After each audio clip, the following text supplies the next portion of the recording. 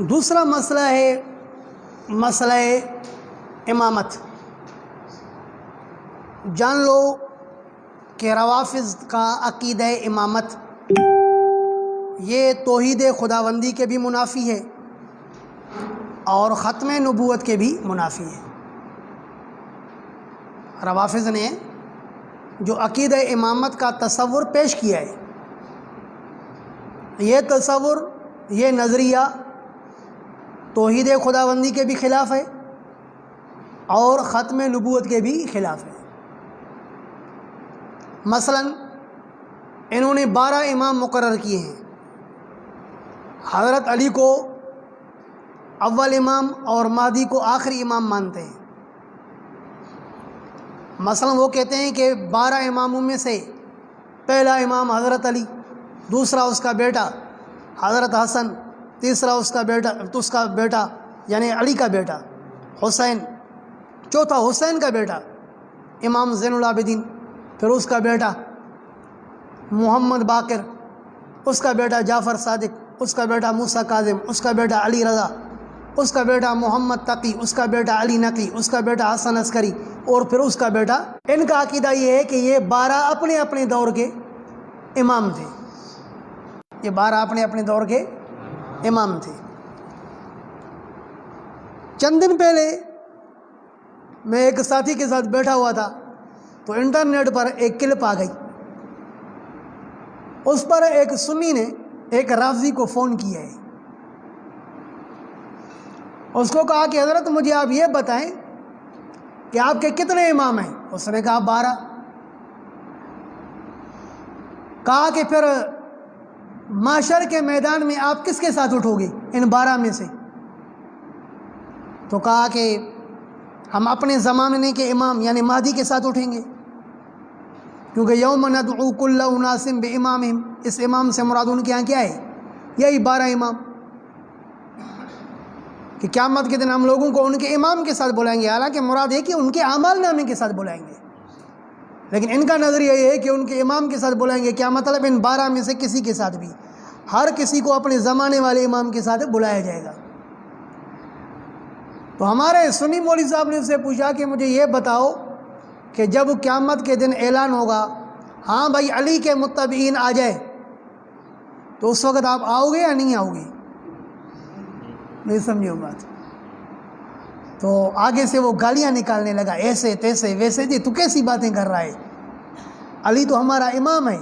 ارے بھائی علی تمہارا امام ہے تو بتا نا کہ قیامت کے دن جب اعلان ہوگا کہ علی کے متبعین آ جائیں تو اس وقت تو علی کے پیچھے آئے گا یا تو انتظار کرے گا جب مہدی کا اعلان ہو تب جا کے آئے گا؟ اگر تم کہتے ہو کہ علی کے پکار پر ہم نہیں آئیں گے تو پھر تو تیرے جیسا علی کا گستاخ تو کوئی دنیا میں ہوگا ہی نہیں، ہاں؟ اور اگر تم کہتے ہو کہ ہم مہدی کے پیچھے جائیں گے پھر تو مہدی تمہارا امام ہوا، علی تو تمہارا امام نہیں ہوا نا، پھر تمہارا یہ کہنا کہ ہمارے 12 امام یہ جھوٹ ہوا یا نہیں ہوا؟ تو اس پر وہ اس کو گالیاں تو دیتا رہا سنی کو، لیکن صحیح جواب نہیں دے سکا۔ تو بہرحال ان 12 اماموں کی امامت کا عقیدہ میں عرض کر رہا ہوں کہ یہ توحید خداوندی کے بھی خلاف ہے اور ختم نبوت کے بھی خلاف ہے۔ مثلا ان ائمہ کے بارے میں رافضی مصنف نجم الحسن قراروی، یہ پشاور کا ہے، یہ اپنی کتاب 14 ستارے کے صفحہ نمبر 2 پر لکھتا ہے کہ یہ وہ ذوات ہیں جو خالق کائنات کی طرح بے مثل بے نظیر ہیں۔ کیا کہتا ہے؟ کہ یہ 12 ائمہ وہ ذوات ہیں جو خالق کائنات کی طرح، اللہ کی طرح ہیں۔ کس چیز میں؟ جس طرح اللہ پاک لیس کمثلہ شیء، اللہ کا کوئی مثل ہے؟ تو کہا کہ یہ بھی رب ذوالجلال کی طرح بے مثل اور بے نظیر ہیں۔ تو یہ رب ذوالجلال کی صفت میں ائمہ کو شریک کرنا ہوا نہیں ہوا؟ پھر یہ میرے ہاتھ میں کتاب ہے جلال العیون کے نام سے، یہ ملا باقر مجلسی کی کتاب ہے جلال العیون۔ اصلی کتاب فارسی میں ہے، میرے پاس وہ بھی ہے، اور یہ دوسرا ایٹم ہے اردو میں، جلال العیون۔ اس کے جلد ثانی میں جلد ثانی کے شروع میں ظہور الحسن کے نام سے ایک شخص نے مقدمہ لکھا ہے. تو میں جتنی باتیں کروں گا یہ ظہور الحسن کی ہوں گی، باقر مجلسی کی نہیں ہوں گی. اس کتاب کے شروع میں تصویر بھی دی ہوئی ہے ظہور الحسن کی، جو اس طرح کے نظریات پیش کر رہا ہے.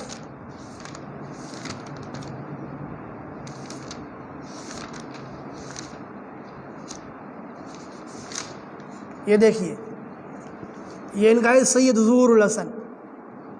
یہ اپنے ائمہ کے بارے میں اس کتاب کے اندر عجیب عجیب خرافات لکھتا جا رہا ہے.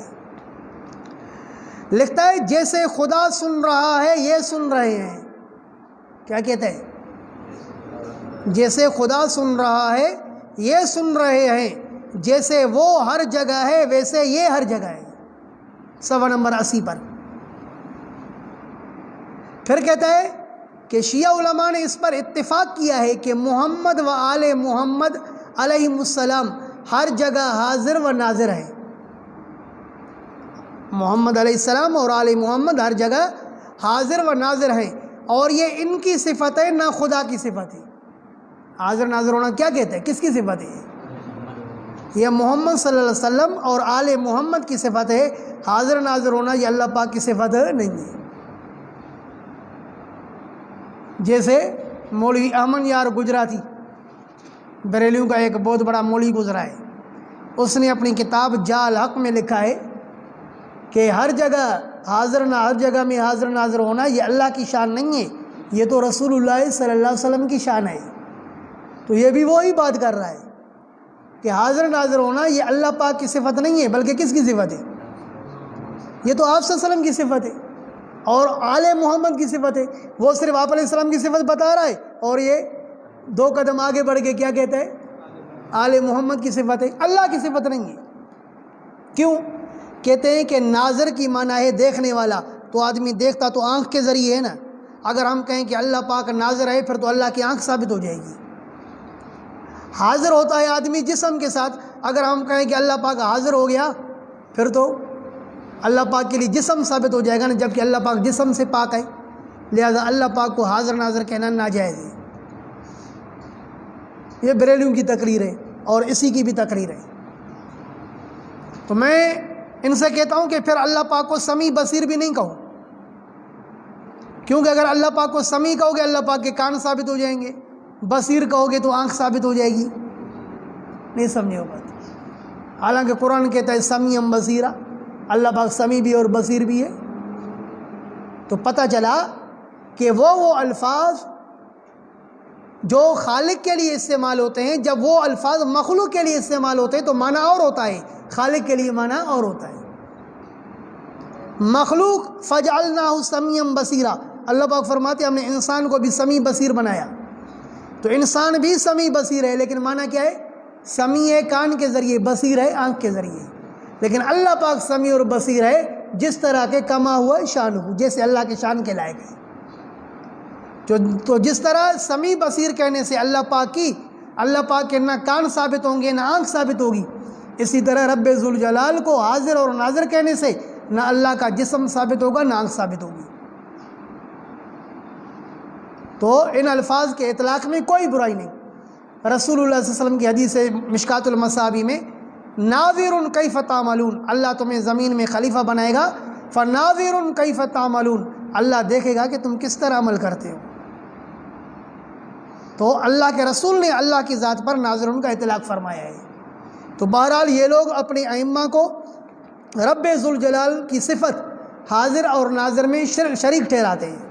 کہتے ہیں کہ جس طرح اللہ سن رہا ہے یہ سن رہے ہیں، جیسے وہ ہر جگہ ہے ویسے یہ ہر جگہ ہے. تو اللہ پاک کے صفات میں شریک ٹھہرانا ہوا نہیں ہوا.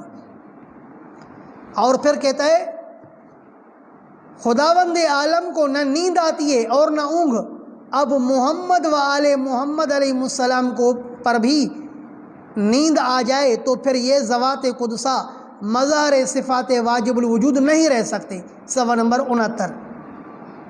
تو صفحہ نمبر 69 میں کہا کہ جس طرح رب ذوالجلال کو نیند بھی نہیں آتی اور اونگ بھی نہیں آتی، اور آل محمد یہ اللہ پاک کے صفات کا مظہر ہے، تو لہذا جس طرح اللہ پاک نیند اور اونگ سے پاک ہے، اس طرح آل محمد بھی نیند اور اونگ سے پاک ہیں۔ تو مجھے بتاؤ کہ رب ذوالجلال کے برابر کر دیا نہیں کیا؟ صفحہ نمبر 69۔ پھر لکھتا ہے محمد و آل محمد علیہ السلام ان کی جنس سے نہیں، یعنی محمد اور آل محمد یہ حضرت آدم علیہ السلام کی جنس میں سے نہیں، یہ وہی بریلیوں والا عقیدہ ہے۔ اگر یہ بھی اولاد آدم میں آتے تو بشر ہوتے۔ اگر محمد علیہ السلام اور آل محمد اگر یہ کس میں سے آتے، اگر یہ بھی اولاد آدم میں آتے تو بشر ہوتے، ایک جنس ہوتے تو روز ازل وعدے میں بھی آتے۔ اگر یہ انسان کی جنس میں سے ہوتے تو روز ازل یہ وعدے میں بھی آتے، الست بربکم والے وعدے میں بھی آتے، مگر یہ آئے نہیں، جس سے روز روشن کی طرح یہاں ہے کہ آدم اور اولاد آدم اور ہے، اور محمد اور آل محمد علیہ السلام اور ہے، یعنی اولاد آدم کی جنس اور ہے اور آل محمد کی جنس اور ہے۔ علیہ باللہ ان کے انسانیت سے انکار کر دیا، جبکہ محمد علیہ السلام کی انسانیت کا ذکر کہاں ہے؟ قرآن میں ہے، حل کنت الا بشرا رسولا قل سبحان ربی حل کنت الا بشرا رسولا۔ لہذا یہ باتیں کر کے انہوں نے قرآن کریم کی آیتوں کا انکار کیا ہے۔ یہ صفحہ نمبر 59۔ پھر کہتا ہے کہ ائمہ کہتے ہیں منا رب السماوات والارض، ہم میں سے کچھ آسمان کے رب ہیں، کچھ زمین کے رب ہیں، ومنا رب الشمس والقمر، اور ہم میں سے کچھ سورج کے رب ہیں اور کچھ چاند کے رب ہیں، والکواکب اور ستاروں کے بھی رب ہیں۔ تو اپنے ائمہ کے بارے میں یہ عقیدہ رکھتے ہیں کہ ہمارے ائمہ آسمان کے رب، زمین کے رب، سورج کے رب، چاند کے رب، ستاروں کے رب، حالانکہ آسمان اور زمین کا رب کون ہے؟ ہوا رب السماوات والارض۔ رب السماوات والارض کون ہے؟ اللہ۔ اور یہ کیا کہتے ہیں کہ ہمارے ائمہ۔ پھر صفحہ نمبر 25 میں لکھتا ہے کہ حضرت علی رضی اللہ تعالیٰ عنہ کے بارے میں لکھتا ہے رب انبیاء والملائکہ ہے، رب انبیاء والملائکہ ہیں۔ کیا مطلب؟ کہ حضرت علی انبیاء علیہ السلام کا بھی رب ہے اور فرشتوں کا بھی رب ہے، یہاں تک کہ یہاں لکھتا ہے کہ تمام انبیاء علیہ السلام نے جنہوں نے دعا کی ربنا ربنا کے ساتھ، ان سب نے یہ دعا رب ذوالجلال سے نہیں کی ہے بلکہ حضرت علی سے کی ہے۔ جس نبی نے ربنا کے ساتھ دعا کی ہے تو اس رب سے مراد کون ہے؟ علی۔ تو ہر کسی نے کس کو پکارا ہے؟ علی کو پکارا ہے۔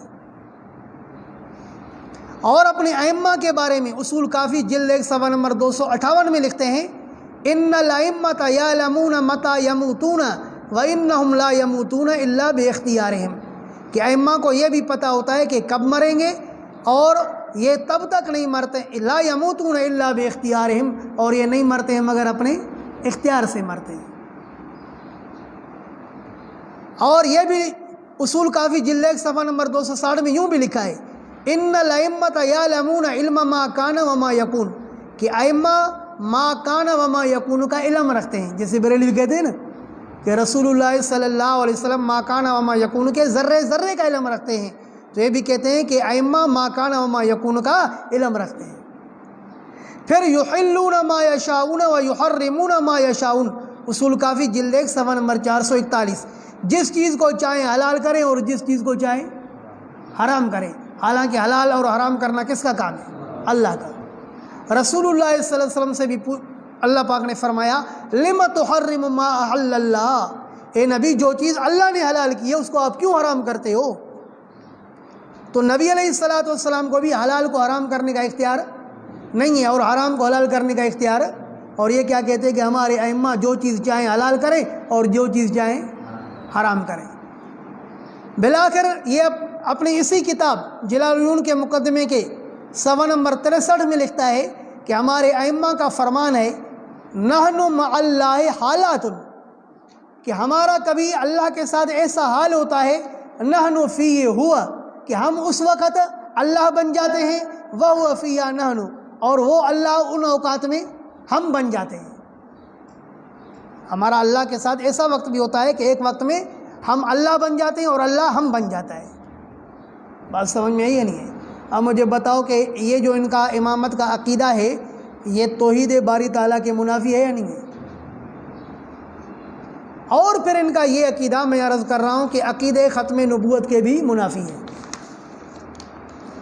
حضرت مولانا محمد یوسف لدھیانوی رحمہ اللہ نے کتاب لکھی ہے، آج کل یہ کتاب مشہور ہوئی ہے، بولتے حقائق کے ساتھ۔ حضرت مولانا محمد یوسف لدھیانوی رحمہ اللہ اپنی اسی کتاب میں شاہ ولی اللہ رحمہ اللہ کی تفہیمات الہیہ کے حوالے سے لکھتے ہیں کہ شاہ ولی اللہ رحمہ اللہ فرماتے ہیں کہ میں نے رسول اللہ صلی اللہ علیہ وسلم سے پوچھا، اب یہ خواب کا ہی واقعہ ہو سکتا ہے کہ میں نے رسول اللہ صلی اللہ علیہ وسلم سے پوچھا کہ یہ لوگ جو اہل بیت کے محبت کے حبدار ہیں اور صحابہ کرام کے عداوت میں لگے ہوئے ہیں، ان کا مذہب کیسا ہے؟ تو سید عالم صلی اللہ علیہ وسلم نے فرمایا کہ ان کے امام کے لفظ پر غور کرو، یہ جو انہوں نے عقیدہ امامت پیش کیا ہے اس پر غور کرو۔ تو شاہ ولی اللہ فرماتے ہیں کہ اس کے بعد جب میں نے غور و فکر کیا تو مجھے پتہ چلا کہ ان کا یہ عقیدہ امامت ختم نبوت کے منافی ہے۔ یہ بظاہر اگرچہ نبی علیہ السلام کو خاتم النبیین کہتے ہیں، لیکن حقیقت میں یہ ان کو خاتم النبیین نہیں مانتے ہیں۔ اور یہی بات ان کے بیٹے شاہ عبدالعزیز محدث دہلوی نے تحفہ اثنا عشریہ میں فرمائی ہے کہ یہ لوگ بظاہر اگرچہ رسول اللہ صلی اللہ علیہ وسلم کو خاتم النبیین کہتے ہیں، لیکن حقیقت میں یہ نبی علیہ السلام کے ختم نبوت کے منکر ہیں۔ تو ان کا یہ عقیدہ امامت یہ ختم نبوت کے منافی ہے۔ مثلا یہ کہتے ہیں کہ جو شرائط نبوت کے لیے ہیں وہی شرائط امامت کے لیے ہیں۔ مثلا نبی منصوص من اللہ ہوتا ہے نا، نبی کو نبی کون بتاتا ہے؟ اللہ۔ نبی کو نبی کون بتاتا ہے؟ تو کہتے ہیں کہ جس طرح نبی منصوص من اللہ ہوتا ہے تو کہتے ہیں کہ امام بھی منصوص من اللہ ہوتا ہے۔ ملا باقر مجلسی حیات القلوب جلد 5 صفحہ نمبر 72 میں لکھتا ہے، یہ ہے حیات القلوب جلد 5۔ پہلے زمانے میں یہ 3 جلدوں پر چھپتی تھی، ابھی یہ 5 جلدوں پر چھپتی ہے۔ تو اسی کتاب کے صفحہ نمبر 72 میں لکھتا ہے، تعیین امام را کے فی الحقیقت نبوت است بحسب معنی البتہ باختیار امت نخواہد گذاشت۔ کہتے ہیں کہ امام کو متعین کرنا جبکہ امامت حقیقت میں نبوت ہے، جبکہ امامت حقیقت میں نبوت ہے، بحسب معنی کے اعتبار سے، لفظ کے اعتبار سے امامت نبوت نہیں ہے، یہ امامت و نبوت، سمجھ رہے بات؟ نبی کا نام اور ہے نبی، اور اس کا نام کیا ہے؟ امام۔ لفظ کے اعتبار سے تو فرق ہے، لیکن تعیین امام را کے فی الحقیقت نبوت است، امام کو متعین کرنا جو کہ امامت در حقیقت نبوت ہے، بحسب معنی، کس کے اعتبار سے؟ معنی اور مصداق کے اعتبار سے، البتہ با اختیار امت نخواہد گذاشت، کبھی بھی اللہ کا رسول امت کے حوالے کر کے نہیں جائیں گے، اللہ کے رسول نے ضرور امام کسی نہ کسی کو مقرر کیا ہوگا، یعنی حضرت علی کو۔ تو چونکہ امامت کہتے ہیں کہ حقیقت میں نبوت ہے، جب نبی کا منصوص من اللہ ہونا ضروری ہے کہ اللہ رسول، اللہ یا وقت کا نبی کسی کے نبوت کا اعلان کرے، تو اسی طرح امام کے لیے بھی ضروری ہے کہ اللہ اور رسول اس کے امامت کا اعلان کریں۔ ضرور اللہ کے رسول نے اعلان کیا ہوا، کیونکہ امامت بھی معنی کے اعتبار سے نبوت ہی ہے۔ یہ جلد 5 صفحہ نمبر 72۔ پھر ایک جگہ لکھتا ہے مرتبہ، جلد 5 صفحہ نمبر 17 میں، مرتبہ امامت بالا تر از مرتبہ پیغمبری است، کہ امامت کا مرتبہ یہ پیغمبری سے اونچا ہے۔ روافظ کا عقیدہ ہے کہ ہمارے 12 امام تمام انبیاء سے اونچے ہیں سوائے رسول اللہ صلی اللہ علیہ وسلم کے۔ اللہ کے رسول کے علاوہ روافظ کا عقیدہ یہ ہے کہ ہمارے 12 امام نبی علیہ السلام کے علاوہ تمام انبیاء سے آگے ہیں، کیونکہ امامت کا درجہ نبوت سے اونچا ہے، اللہ عز باللہ۔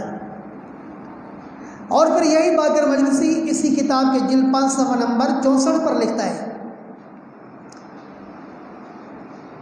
امامت بنص خدا و رسول میں باشد نہ بیعت و اختیار مردم. امامت اللہ اور رسول کی وضاحت کے ساتھ ثابت ہوتی ہے، لوگوں کے بیعت اور لوگوں کے اختیار کرنے سے ثابت نہیں ہوتی ہے. اور پھر یہ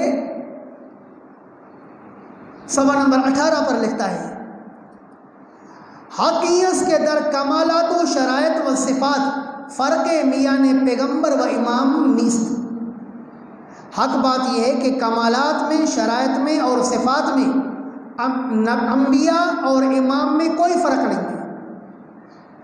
حقیقت کے در کمالات و شرائط و صفات فرق میان پیغمبر و امام نیست. حق بات یہ ہے کہ کمالات اور شرائط اور صفات میں پیغمبر اور امام میں کوئی فرق نہیں ہے. بغیر آنچہ در اخبار ذکر خواہد شد، سوائے ان چند فروق کے جو خبروں میں آئیں گے، روایات میں آئیں گے. وعظ برائے تعظیم حضرت رسالت پناہ صلی اللہ علیہ وسلم وہاں کے آن جناب خاتم انبیاء باشد منع اطلاق اسم نبی وہاں کے مرادف آنس برآں حضرت صلی اللہ علیہ وسلم کردہ. کہتا ہے کہ تمام شرائط اور صفات میں امام اور نبی میں فرق نہیں ہوتا ہے،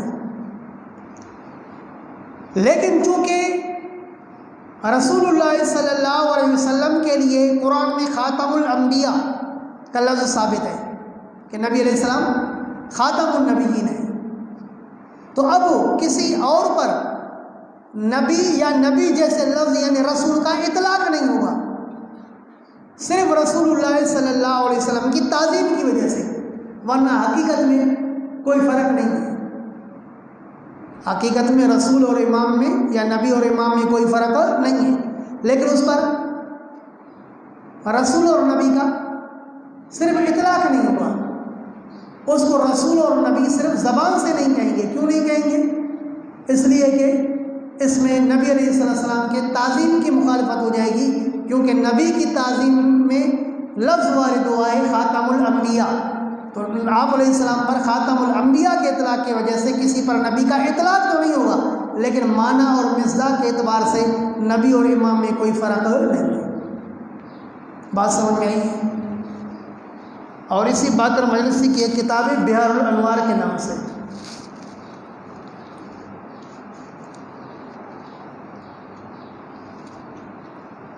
جی ہاں، یہ بہار الانوار جلد نمبر 26 ہے.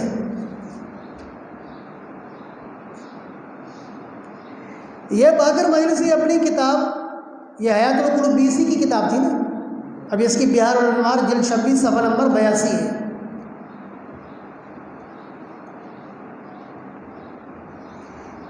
یہ لکھتا ہے وَلَا نَعْرِفُ جِهَةً لِعَدْمِ اِتِّصَافِهِمْ بِالنُّبُوَّةِ إِلَّا رِعَایَةَ جَلَالَةِ خَاتَمِ الْأَنْبِيَاءِ.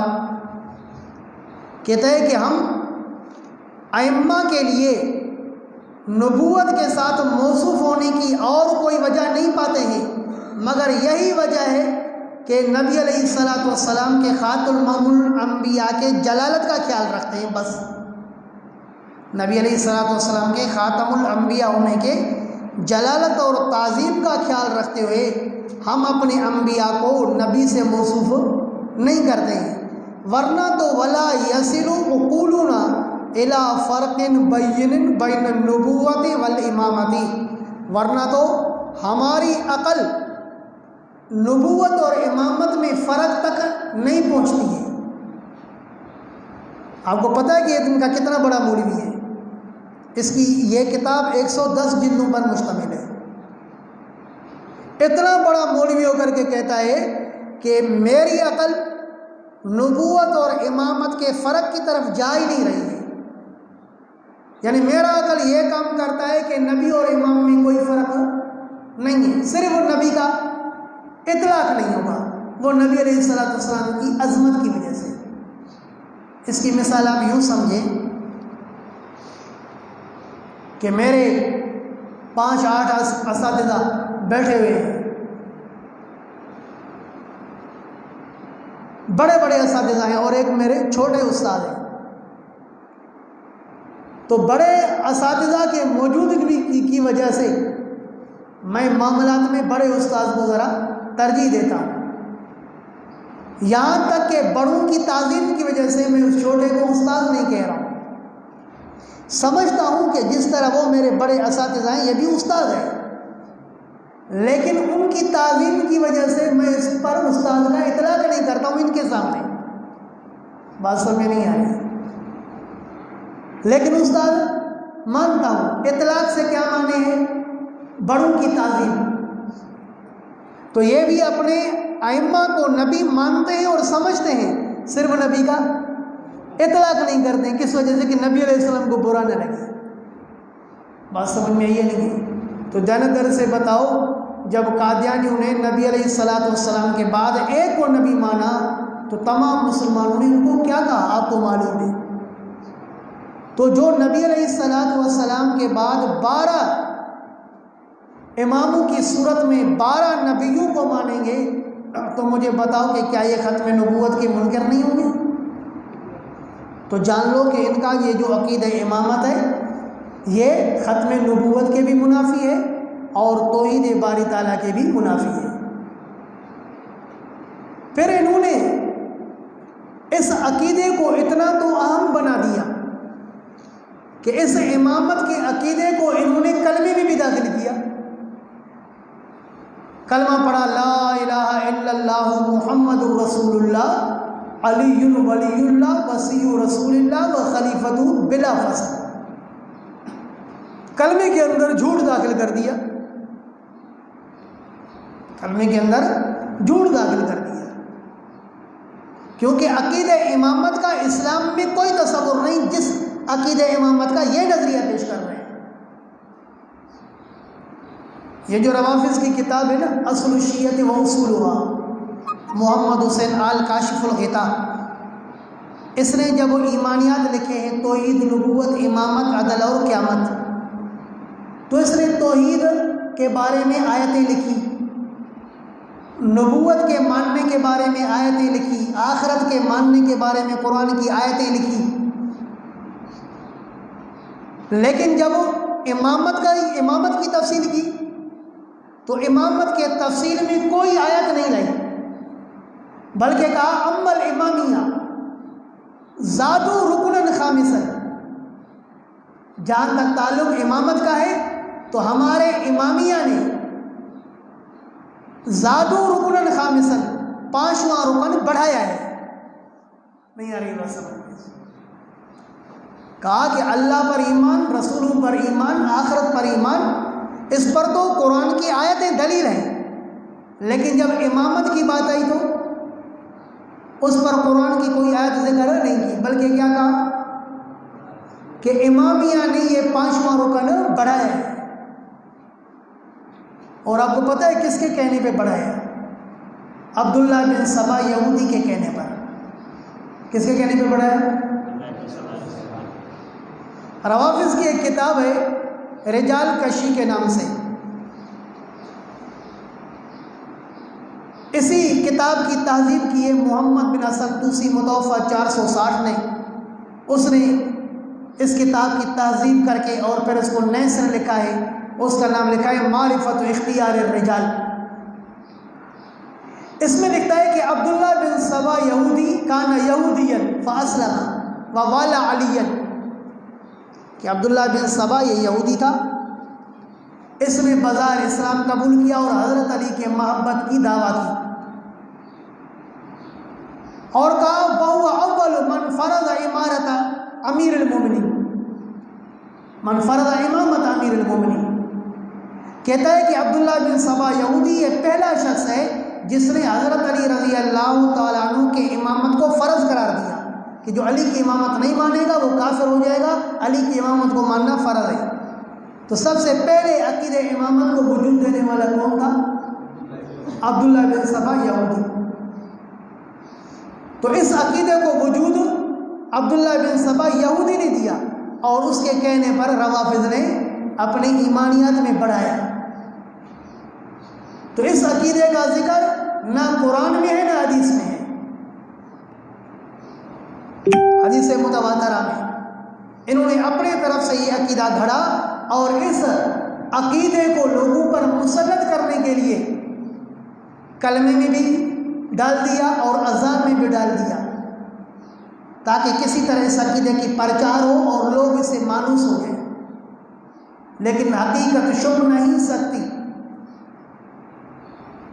کہا کہ حقیقت چھپ نہیں سکتی بناوٹ کے اصولوں سے، اور خوشبو آ نہیں سکتی کبھی کاغذ کے پھولوں سے۔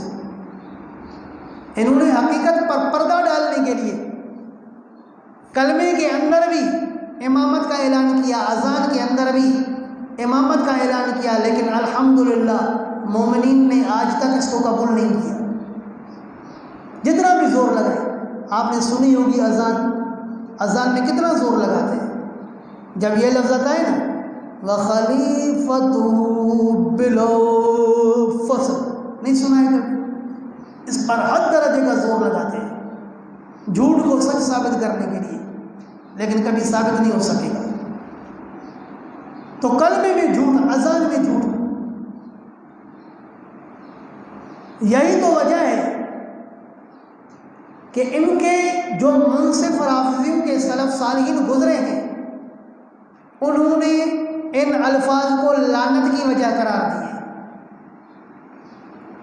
روافظ کی کتاب ملا یازر الفقی میں شیخ صدوق متوفی 381 ہجری لکھتا ہے، یہ ان کے اصول اربع کی کتاب ہے، جیسے ہماری سیاستہ کی 6 کتابیں ہیں نا، تو ان کے اصول اربع کی کتنی کتابیں ہیں؟ 4، الجامع الکافی، تہذیب الاحکام، الاستفسار اور ملا یازر الفقی۔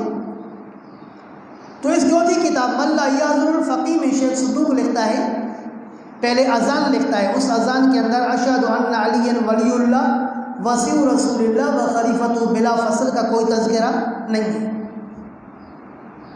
تو اس اذان کے بارے میں شیخ صدوق کہتا ہے ھذا هو الاذان الصحیح، صحیح اذان یہی ہے جس میں شہادت علی کا کوئی تذکرہ نہیں ہے۔ آگے کہتا ہے بل مفوضہ لعنہم اللہ، لیکن مفوضہ فرقے پر اللہ پاک لعنت کرے، قد زادوا فی الاذان، انہوں نے اذان کے اندر الفاظ بڑھائے، اشہد ان علی ولی اللہ، انہوں نے اذان کے اندر اشہد ان علی ولی اللہ کے الفاظ پڑھائے۔ لا شک فی ان علی ولی اللہ، کہتا ہے کہ اس میں تو کوئی شک نہیں کہ علی ولی اللہ ہے۔ آپ کیا کہتے ہیں، ہے یا نہیں؟ کہتا ہے اس میں تو کوئی شک نہیں کہ علی ولی اللہ ہے، ولیکن لیس ذالک فی اصل الاذان، لیکن اصل اذان کے اندر یہ الفاظ ثابت نہیں ہے۔ والمفوضہ لعنہم اللہ، مفوضہ فرقے پر اللہ لعنت کرے جنہوں نے اذان کے اندر یہ کلمات بڑھائے۔ ظاہر ہے جو جھوٹے الفاظ بڑھائیں گے تو لعنت آئے گی نہیں ہے، خلیفت و بلا فصل۔ پھر ان کے جو دوسرے مصنف گزرے محمد بن حسن کوسی، جس کا انتقال 460 ہجری میں ہوا ہے، اس کی اصول اربع کی 2 کتابیں ہیں، تہذیب الاحکام اور الاستفسار۔ تو اس کی ایک اور کتاب ہے المبسوط کے نام سے، 8 جلدوں پر مشتمل ہے۔ اس کے جلد نمبر 1 میں صفحہ نمبر 99 میں لکھا ہے کہ یہ جو الفاظ شہادت علی ولی اللہ اذان میں پڑھے جاتے ہیں، لیس بمعمول فی الاذان، اس بارے میں جتنی بھی روایات ہیں وہ شاذ ہیں، ان پر اذان میں عمل نہیں کیا جائے گا۔ وَلَوْ فَعَلَهُ الْإِنسَانُ يَأْثِمُ بِهِ، اگر کوئی انسان یہ الفاظ پڑھے گا تو گناہ گار ہو جائے گا۔ تو ایک مصنف نے کہا کہ لعنتی بن جائے گا، اور دوسرے مصنف نے کیا کہا کہ گناہ گار بن جائے گا۔ لہذا ان کے سلف صالحین کے نظریے کے مطابق اذان کے اندر یہ الفاظ پڑھنا اپنے آپ کو گناہ گار بنانا ہے۔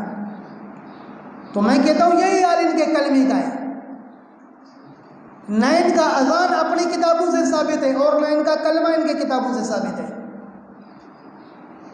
ان کی جو 4 کتابیں ہیں اصول اربع کی، الجامع الکافی، تہذیب الاحکام، الاستفسار، ملا یازر الفقی، اس میں ان کے اذان شہادت علی ولی اللہ کے ساتھ کہیں تذکرہ نہیں ہے۔ اور یہ جو کلمہ پڑھتے ہیں 5 اجزاء کے ساتھ، ان 5 اجزاء کے ساتھ ان کے کلمے کا ان 4 کتابوں میں کہیں ذکر نہیں ہے، بلکہ روافظ کے کتابوں کے اندر اہل سنت والجماعت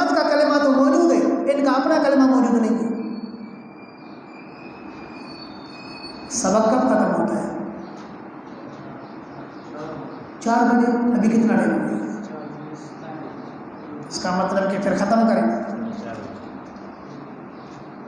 بس اسی پر اکتفا کرتے ہیں. آپ کی کچھ سوالات وغیرہ ہو تو بتاؤ. کوئی سوال ہو پوچھ بھی سکتے ہو, لکھ بھی سکتے ہو. ہے کوئی سوال؟